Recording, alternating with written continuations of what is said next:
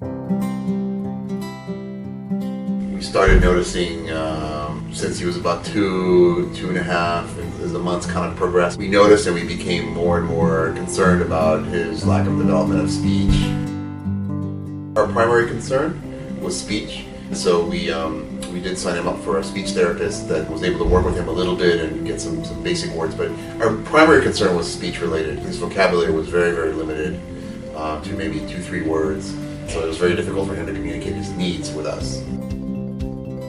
I personally did not have a lot of knowledge or experience about autism or the condition. I had no prior exposure to it other than peripherally knowing that it exists.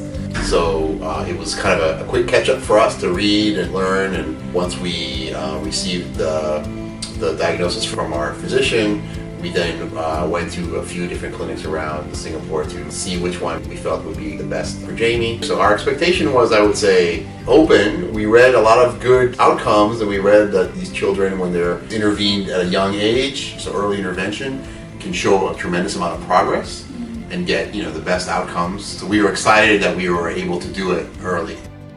He's been very non-verbal prior to coming to AP.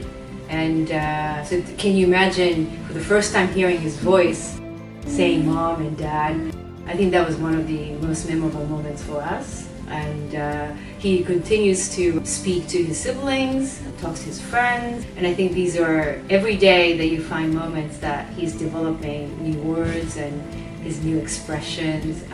Those are, every day becomes something memorable to us.